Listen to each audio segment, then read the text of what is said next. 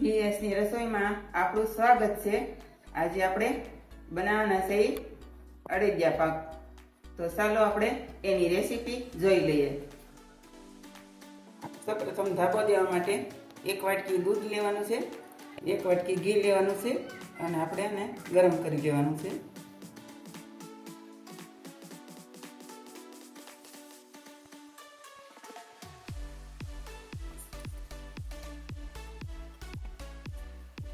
હવે આપણે દૂધ ને ઘી ગરમ થઈ ગયું છે તો આપણે ધાબો દઈ દઈએ લોટમાં।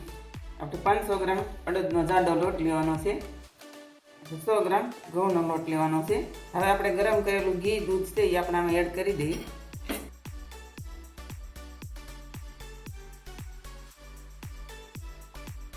હવે આને આપણે એક સરખું મિક્સ કરી દઈએ।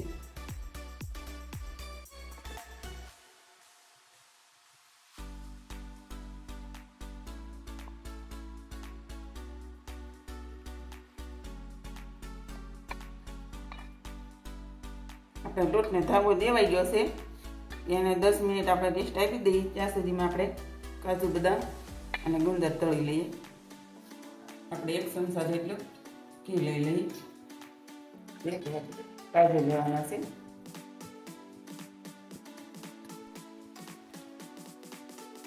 આપણે કાજુ તળાઈ ગયા છે તો આપણે હવે કાઢી લઈએ। આપણે 1 વાટકી બદામ લઈ લેવાની છે।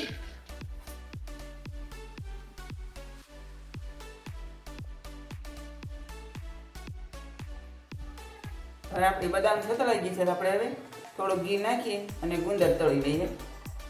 હવે આપણે ગુંદર તળી લઈએ।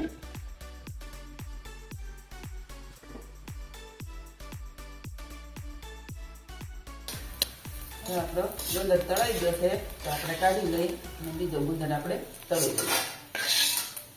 આપણો ગુંદર તળાઈ ગયો છે તો હવે આપણે આ ધાબો દીધેલો લોટ ચાળી લઈએ।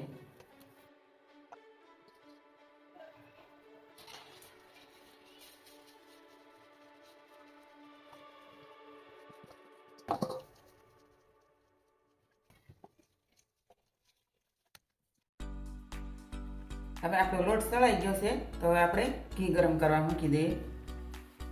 હવે આપણે ઘી નાખી દઈએ।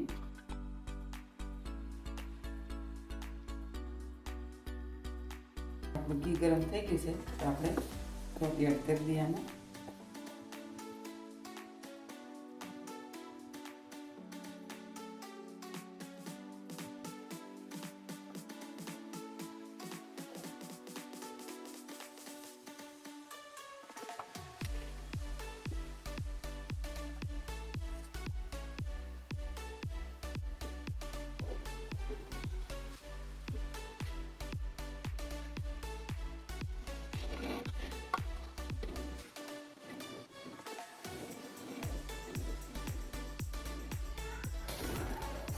આપણો લોટ અડધો શેકાણો છે, 10 મિનિટ જેવું થયું છે।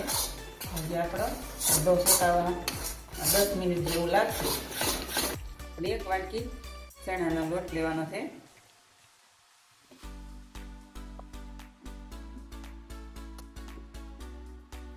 હવે આપણો લોટ શેકાઈ ગયો છે તો આપણે એમાં માવો એડ કરી દઈએ। મેં 500 ગ્રામ માવો લીધો છે, આપણે એડ કરી દઈએ।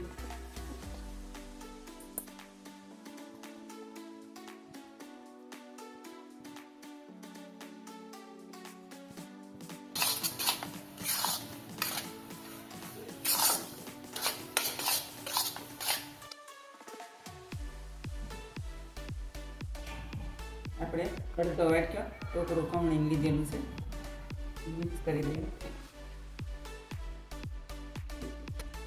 હવે આપણો લોટ શેકાઈને રેડી થઈ ગયો છે તો આપણે આને ઠંડો થવા દઈએ। આપણે ચાસણી બનાવી દઈએ। આપણે 400 ગ્રામ ખાંડ લેવાની છે।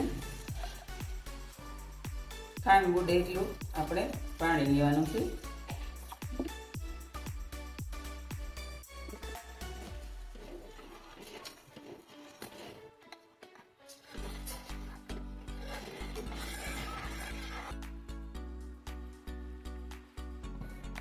આપણી ચાસણી રેડી થઈ ગઈ છે. ચાસણી એડ કરી દઈએ આમાં.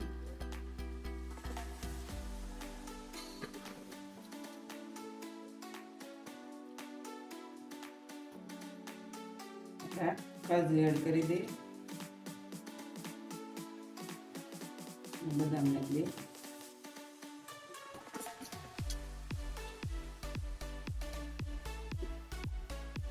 કરી દઈએ આપણે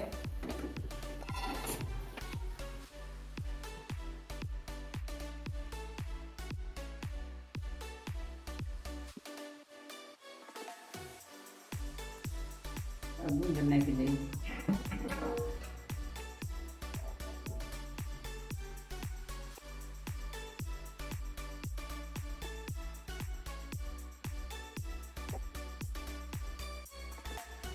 હવે આપણો રેડી થઈ ગયો છે અડીજો, તો આપણે અડીજા વાળી લઈએ.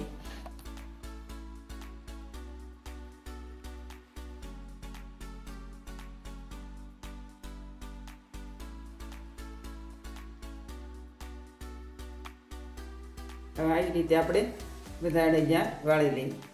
તૈયાર છે આપણા અડીજા પાક.